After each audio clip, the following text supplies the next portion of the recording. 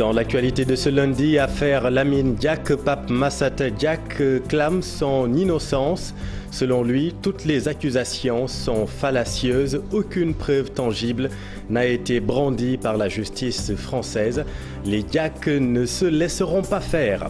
Drame à Kolda, 4 enfants ont perdu la vie par noyade. 2 parmi eux sont tombés dans le fleuve Casamance en traversant un pont de fortune. Meurtri, les populations exigent l'achèvement des travaux du pont de Hillel entamés depuis 2006, mais qui tardent à voir le jour. Départementalisation de Keur Massar, quels seront les effets collatéraux d'une telle mesure? Techniquement, quelle sera sa faisabilité? S'agit-il d'un rééquilibrage territorial?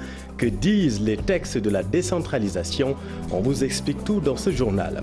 Et puis sur l'international, Ba Ndao est le nouveau président du Mali.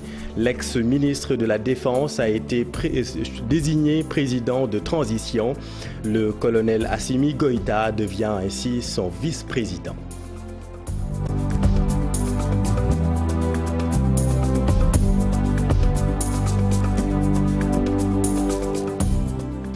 Pape Massata Diack ne décolère pas après sa condamnation par la justice française. Il rejette toutes les accusations portées à son encontre et à son père. Selon lui, cette décision de justice a des relents de racisme. Pape Massata Diack a fait face à la presse ce matin. Alassane Ba et Diafara Ba. Séance d'explication, d'explicitation et d'indignation à l'endroit de la justice française. Pape Massata Diack accuse cette dernière de racisme et parle de procès de la morale. Il rejette toutes les accusations. Pensez-vous que quelqu'un va prendre le soin d'acter un détournement sur des contrats et émettre des factures? Tu laisses des traces en faisant un contrat, en bonne et due forme, en émettant des factures. Mais on laisse des traces. Un détournement, personne ne laisse des traces. Alors, je pense que ça n'a aucun sens. J'ai donné tous les documents bancaires de mes sociétés entre 2007 et 2015. Et je me suis fait représenter à l'audience du 8 janvier. Donc je n'ai pas fui la justice française. Tout ce que nous avons fait est acté par des contrats en bonne et due forme. L'autre condamnation qui irrite Pape Massata Diack, l'interdiction d'exercer pendant 10 ans dans le monde du sport. On m'a exclu à via de l'athlétisme par la commission d'éthique de l'IAF. Non. Là, pour aller plus loin, non, on va l'interdire d'exercer dans le sport. Mais ils se prennent pour qui?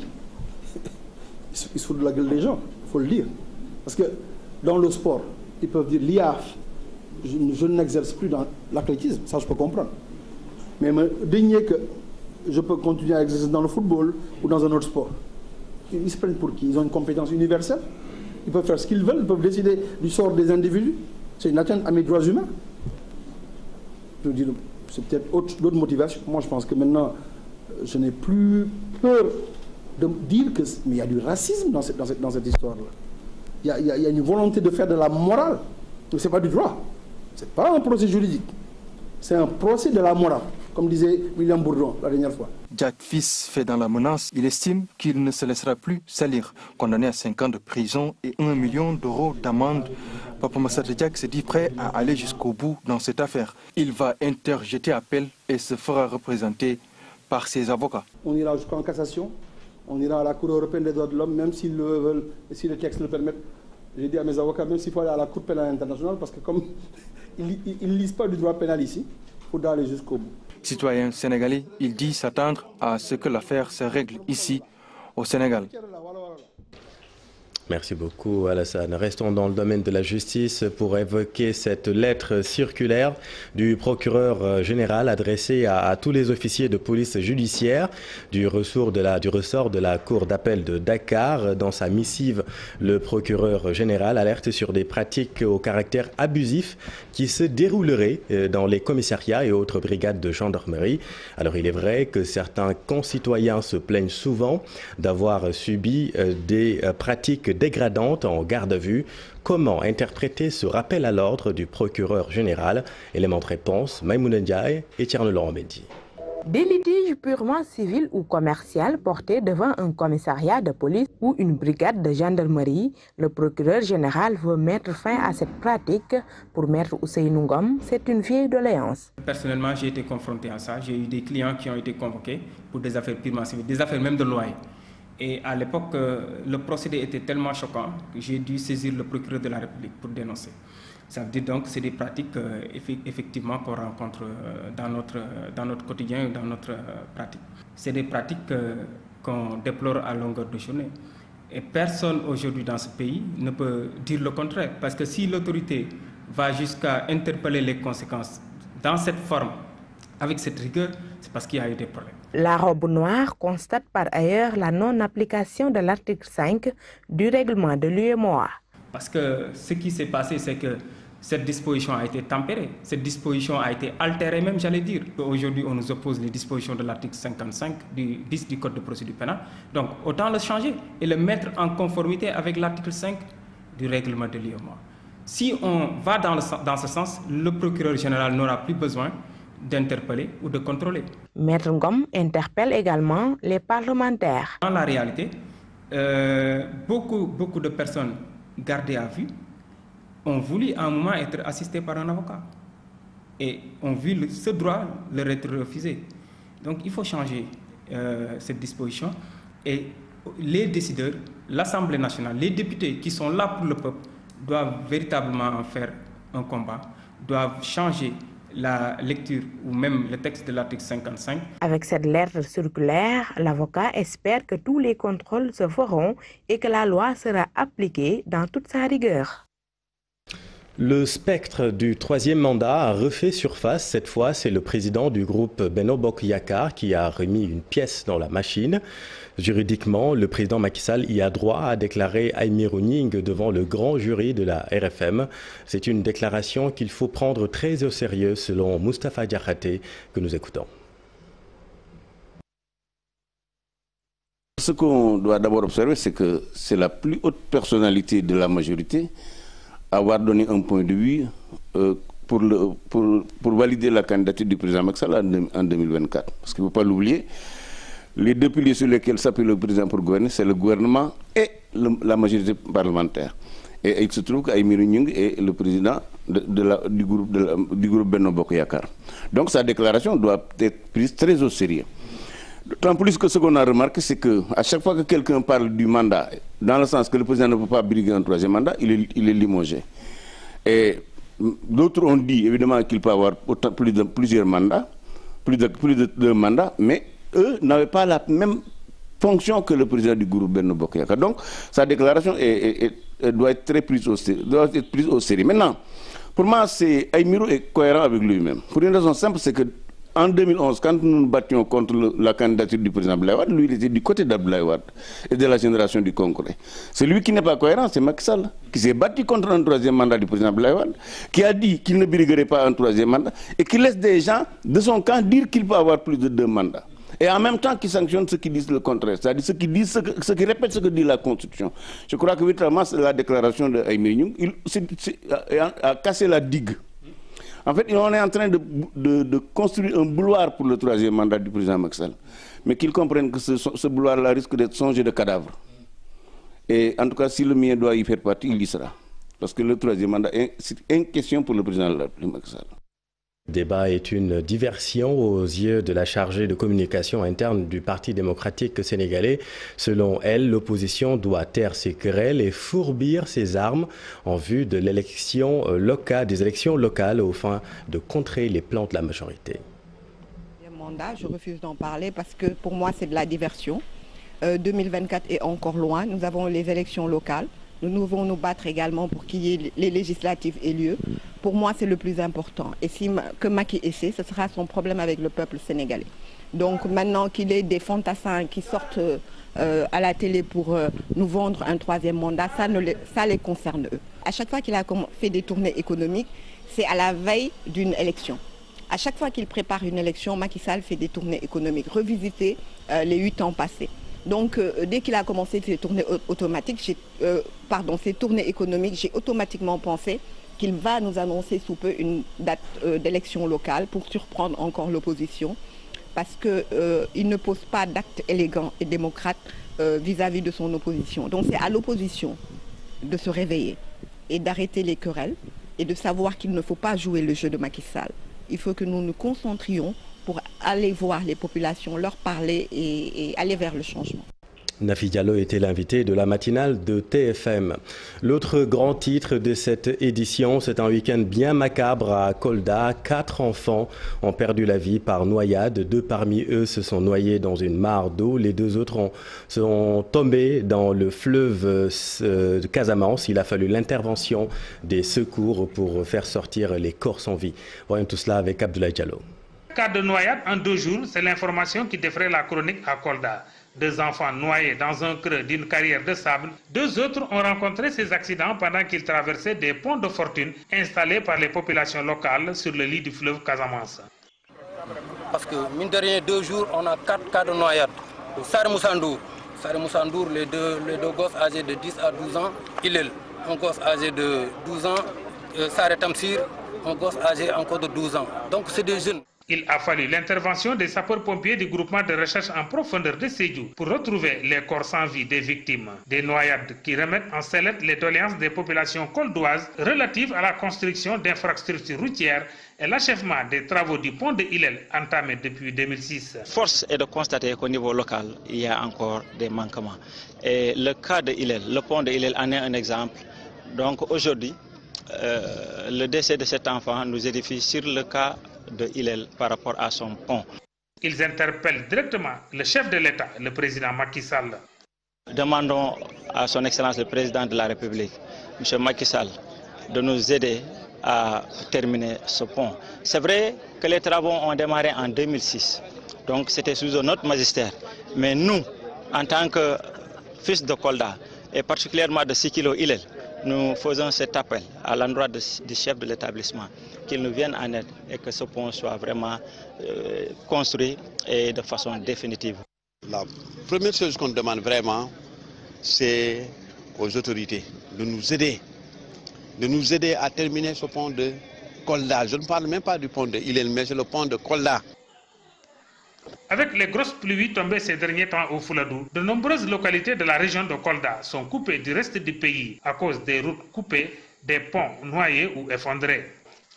Merci Abdoulaye. Et puis retenez que ce matin, le corps sans vie d'un homme a été découvert dans un marigot à Barkedji dans le nord-est.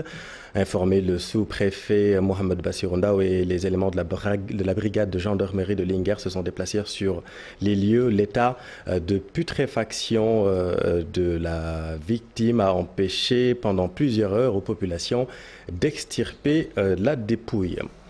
Allons maintenant à Tivaouane-Diacksao, l'une des zones les plus touchées, vous le savez, par les inondations. Les habitats sont toujours envahis par les eaux de pluie. 2 semaines après les pluies diluviennes sur Dakar, les populations vivent encore cette situation inconfortable. Reportage Abifay, Modou Diop.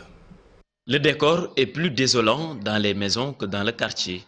Nous sommes à Tivaouane-Diacksao dans le département de Pikine. Les populations pataugent toujours et peinent à trouver des remèdes. Du matin au soir, nous essayons d'évacuer les eaux en vain. C'est vraiment catastrophique. Vous voyez, nous avons mis des briques dans la chambre pour éviter de patauger. Les habitants se disent exposés aux maladies tropicales. Ils sont dans l'angoisse. Je vis comme ça avec les enfants. L'eau de pluie et celle de la fosse septique ont été mélangées. Et vous savez les conséquences? Et les enfants étaient obligés de dormir à la belle étoile. Leur seul besoin reste l'évacuation des eaux de pluie, affirme-t-il.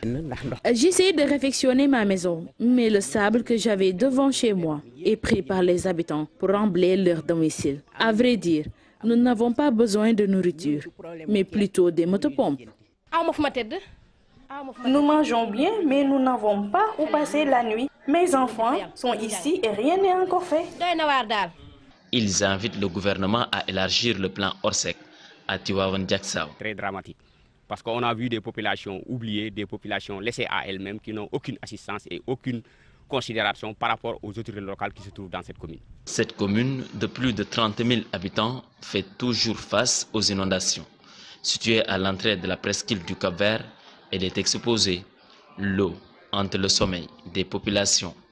Justement, Habib, l'opération Fendi a été lancée ce matin par le gouverneur de Dakar. L'objectif est de venir en aide aux sinistrés. 7300 déclarations de sinistrés sont déjà enregistrées dans la base de données Fendi avec une enveloppe budgétaire de 300 millions de francs CFA. Mamadou Fall et Amadouba.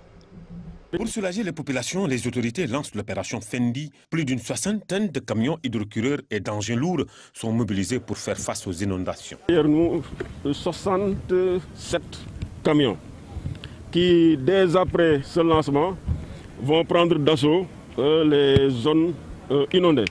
Donc une répartition a déjà été faite et chaque préfet partira avec un lot de camions hydrocureurs. Et nous avons en plus de cela, peut-être que c'est la pluie de ce matin qui a pratiquement tout perturbé, mais nous avons une quinzaine d'engins lourds qui vont accompagner le dispositif et des charges de sable. Là également, ça n'a pas été exposé, mais des camions de sable pour remblayer. Mais pour les maires, il faut une implication des communes dans la gestion foncière. Là, les maires demandent plus.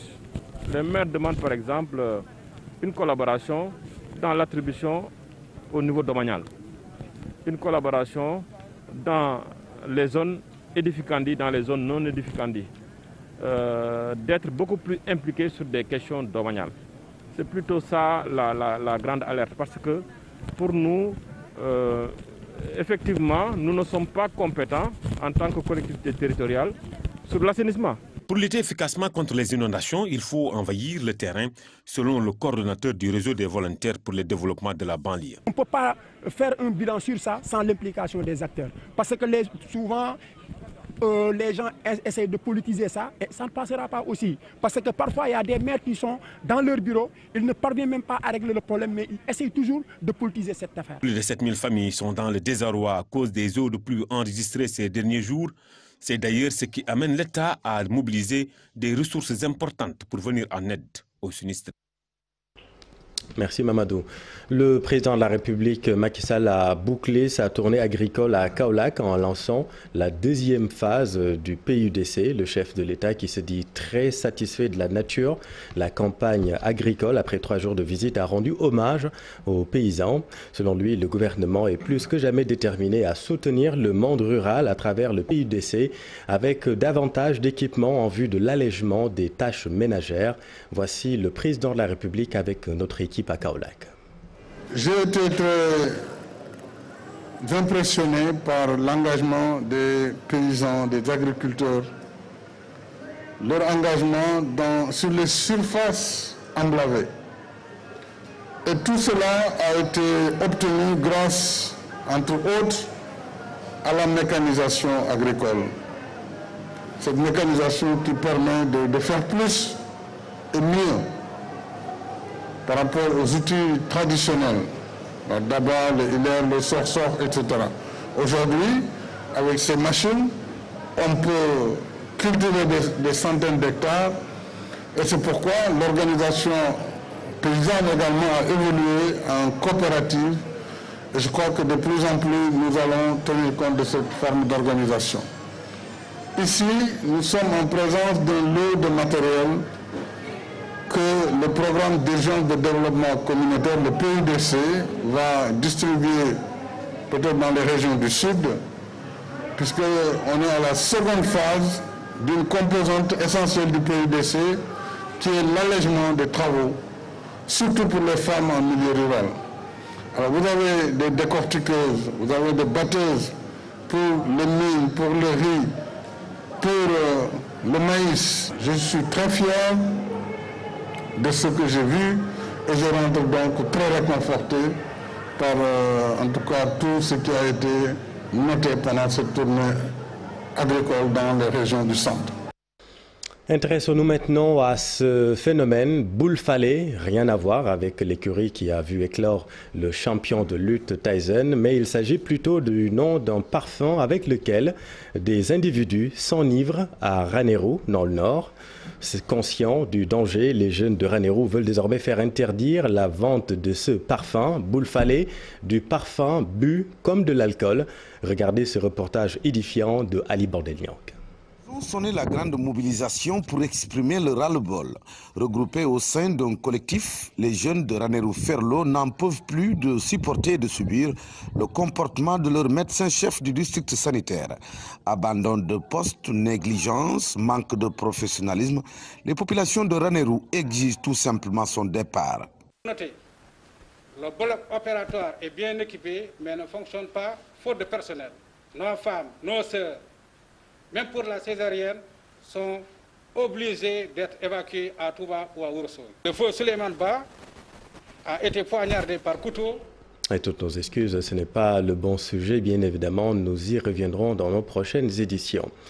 Quels seront les effets collatéraux de la départementalisation de Keur Massar? L'annonce du président de la République ne nous a pas échappé. Keur Massar sera donc le 5e département de la région de Dakar, après Dakar, Pikine, Guédiawaye et Rufisque. Dans la vieille ville, justement, certains prophétisent la dissolution du département. D'autres, comme le président du conseil départemental, pressentent un rééquilibrage territorial. Voyons tout cela avec Ousseynou Thiam et Ahmadou Bambasombe. De Keur Massar en département suscite moult débats à Rufisque et environ. Pour certains citoyens, dont ceux de Diakhaye et de Tivaouane Peulh, ils craignent que leur commune soit rattachée à ce nouveau département. Pour ces spécialistes en décentralisation, une telle décision va entraîner simplement la dissolution du département de Rufisque. Cette érection de la zone de Keur Massar en département, certainement les limites territoriales de Pikine et de Rufisque seront modifiées. Et si elles sont modifiées, la conséquence, c'est que le conseil départemental de Rufisque sera dissous parce qu'au niveau de Pikine, on n'a pas de conseil départemental. La loi avait dit que les compétences du département relèvent de la ville si les limites territoriales de la ville et du département correspondent, et c'est le cas à Pikine. Donc voilà des questions qui se posent, comment on va régler ça? Un avis pas du tout partagé par cet élu local rufisquois. Dissous, peut-être pas. Je ne pense pas. Dans la mesure où la création d'un nouveau département, surtout dans cette zone,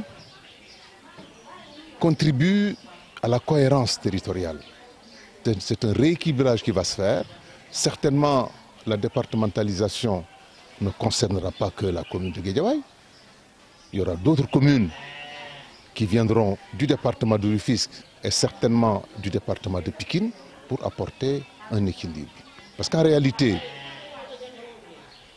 l'objectif premier de la décentralisation, c'est la territorialisation des politiques publiques.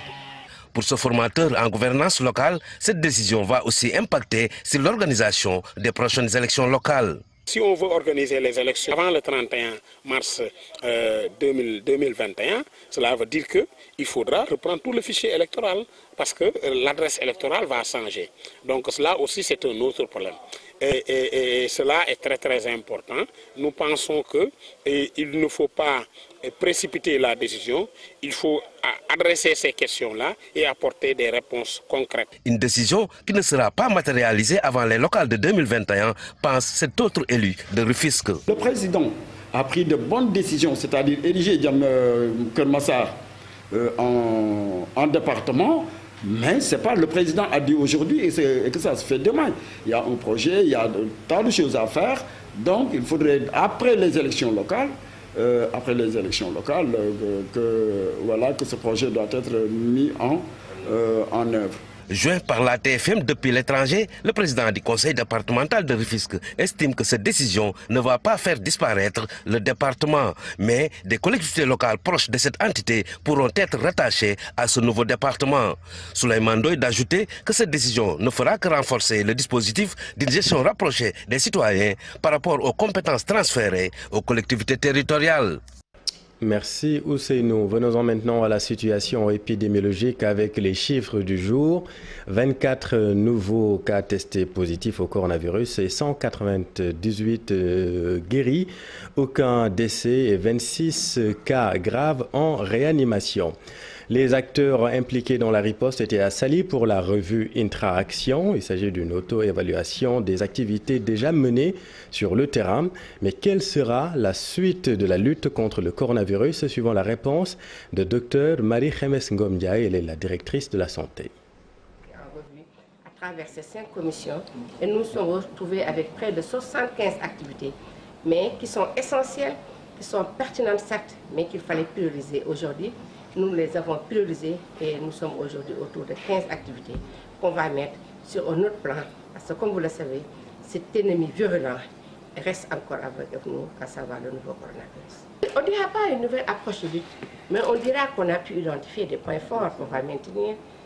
On a pu identifier des points faibles qu'on va améliorer, mais surtout les leçons apprises. Les points faibles, peut-être qu'on peut dire qu'on va accentuer la communication. Peut-être les gens disent que vous n'avez pas bien communiqué. On va davantage communiquer. Mais ce n'est pas seulement les sectoriels techniques qui communiquent. Aujourd'hui, vous êtes là avec nous. Vous avez été avec nous pendant 5 jours. Ce n'est pas une mince affaire. Nous avons les notabilités religieuses. Vous avez vu aujourd'hui, c'est impressionnant quand on voit les chefs religieux porter des masques. Cela veut dire que nous tous devons porter les masques. C'est impressionnant quand on voit les notabilités coutumières. Les acteurs culturels. Je pense que c'est une lutte globale et c'est ce que le Sénégal a réussi, mais encore une fois, nous n'allons pas dormir sous nos lauriers. Et pour éviter la propagation du virus durant le Magal de Touba qui sera célébré, vous le savez, le 6 octobre prochain, l'unité d'alerte et de prévention a produit un plan d'action autour de 7 axes principaux. L'objectif est de protéger les populations, mais aussi les chefs religieux très exposés durant cet événement. Écoutons le professeur Massamba Diouf avec notre équipe à Touba. Concerne la réduction, voire l'élimination du risque de contamination de la COVID-19 dans les lieux sains, les camps de séjour ou les résidences, comme celle-là où nous sommes. Le deuxième axe a trait au renforcement du dispositif de dépistage et d'orientation des personnes suspectes de COVID-19. Vous comprendrez aisément la justification de cet axe aussi important dans ce contexte. L'axe 3 a trait à la rupture des barrières de résistance face au bon comportement. Là également, on sait qu'il est rapporté des comportements qui ne seraient pas favorables à une bonne santé, surtout dans un contexte de Covid-19. L'axe 4, c'est la contribution pour la continuité des autres prestations de santé. Le 5e axe a trait à la protection des chefs religieux. On sait également qu'au niveau de ces chefs religieux, on note un point de convergence quasiment de tous les pèlerins. L'axe 6, c'est l'assistance aux populations des quartiers périphériques de Touba. On les appelle communément les Santianes. Ces populations sont des couches vulnérables et ont nécessairement besoin d'une assistance. Et le dernier axe a trait à des séances de prière généralisées pour endiguer la COVID-19 et les autres fléaux qui peuvent guetter le monde et particulièrement le Sénégal. Petit événement, après 6 mois d'arrêt, Aline Sitoé Diatta, Agen et Diambogne vont reprendre du service dès demain, mardi 22 septembre. La rotation des navires à passagers reprend au grand bonheur des usagers. Mais attention, les gestes barrières resteront de rigueur à bord. Les populations à Ziguinchor en sont bien ravies. Voyons tout cela avec Boubacar Diassi et Lamine Mantiang. La rotation des navires du Kosama desservant Ziguinchor est prévue pour ce mardi 22 septembre. Un soulagement pour les Ziguinchorois. C'était un grand soulagement pour la population de Ziguinchor. Parce que pourquoi je l'ai dit, même moi j'ai vécu l'expérience. Parce que j'ai fait donc Ziguinchor-Tambacounda jusqu'à Dakar avec des milliers de kilomètres, pratiquement 1000 kilomètres. Donc c'est pas du tout facile. Aujourd'hui, quand nous apprenons cette nouvelle, vraiment, nous avons tous salué. Oui, c'est un ouf, je vais dire un ouf de soulagement. Parce que imaginez que les populations de Ziguinchor parcouraient plus de 700 km pour arriver à Dakar. C'était très pénible, c'était très compliqué. Quand bien même on a compris les circonstances pour lesquelles le bateau a été suspendu à un certain moment, c'était la pandémie, on n'avait pas le choix. Mais c'est le lieu de dire que l'État est toujours là. L'État est en train d'accompagner les populations de Ziguinchor, les populations de la Casamance, je vais dire. Ce professeur de français fait partie des Sénégalais qui avaient occupé les réseaux sociaux pour réclamer cette reprise. On a beaucoup écrit dans les réseaux sociaux. Il faut dire que l'arrêt de ce bateau a occasionné pas mal de désagréments ici au niveau de Ziguinchor. Et lorsqu'on a appris sa reprise pour le 22, cela a été véritablement un ouf de soulagement. Comme la majorité des gens de Ziguinchor ici. Toutefois, il va falloir se faire violence en respectant strictement les mesures barrières dans les bateaux. les gens du bateau, d'abord, vont prendre toutes les mesures nécessaires, ça j'en suis convaincu, mais je fais confiance aussi à la population ziguinchoroise pour le respect de ces gestes barrières. Et je pense personnellement qu'il n'y aura aucune difficulté. Aujourd'hui, beaucoup de personnes craignent une contamination là-dedans, mais je crois que cette contamination n'aura pas lieu. Dans le bateau, il y a des médecins, il y a toutes sortes de gens aujourd'hui qui peuvent vraiment faire respecter les mesures barrières. Donc je pense que maintenant à la population, donc aux gens qui vont prendre le bateau, d'être conscients par rapport à cette pandémie. Seul motif de regret pour les Ziguinchorois interrogés, le navire Aline Sitoé Diatta, qui selon eux est plus confortable que tous les autres bateaux, ne sera pas au rendez-vous ce mardi. Merci Boubacar. Et puis au chapitre Souvenirs, il y a 2 ans déjà, Bruno Diatta, le chef du protocole de la présidente de la République, s'éteignait paisiblement à son domicile. L'homme était le plus ancien chef de protocole au monde à sa disparition en 2018. En demi-siècle de protocole, l'ambassadeur a cristallisé à lui seul toute la solennité de l'État. Mortal Ekan.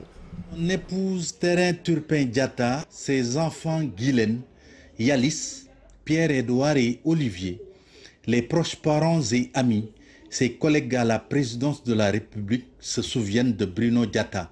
2 ans déjà, comme une éternité. C'était le 21 septembre 2018, de triste mémoire.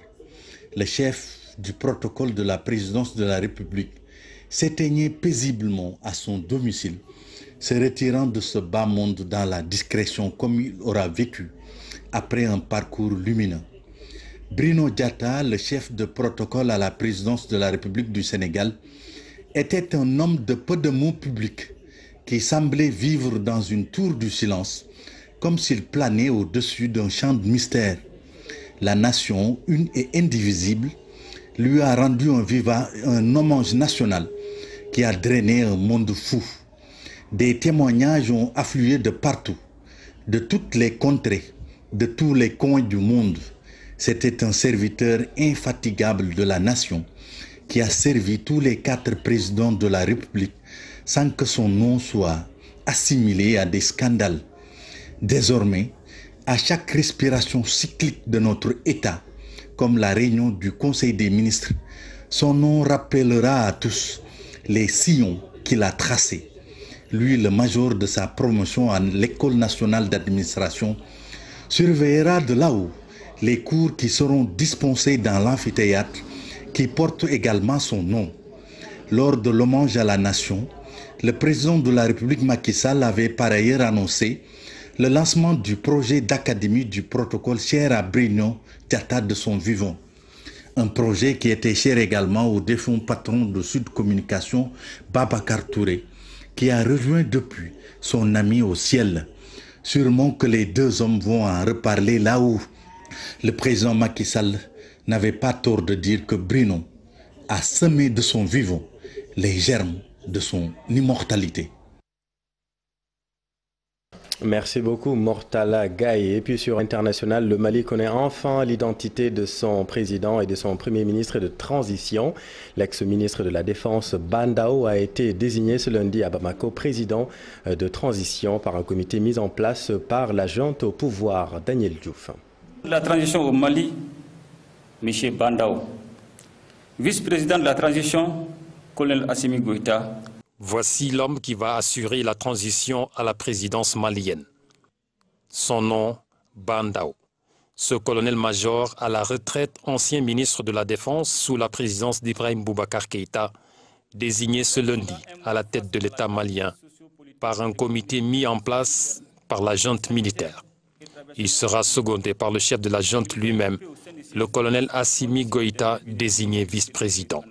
Est-ce une désignation au pas de course ou alors un simple respect strict du calendrier de la CEDEAO qui n'a pas encore réagi?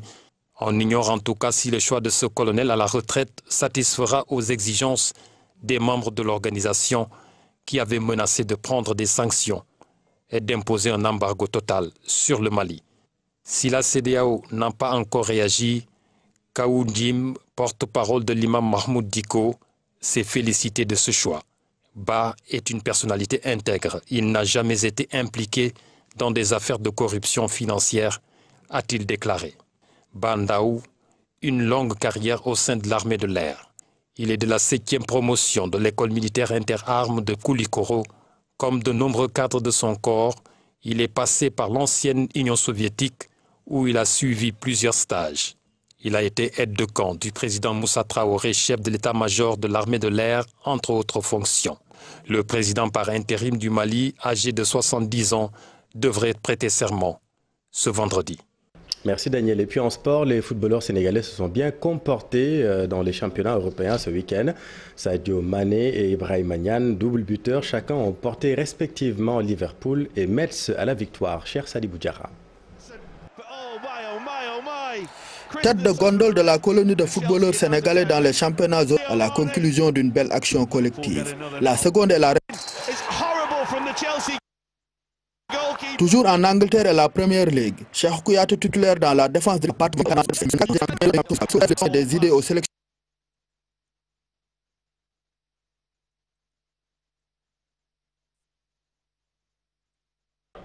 Oups, petit souci technique que nous retrouverons, cher Sadibou Diarra, demain dans le JT de 20h. C'est la fin justement de cette édition. Merci de l'avoir suivi. Tout de suite, on file à Soir d'info.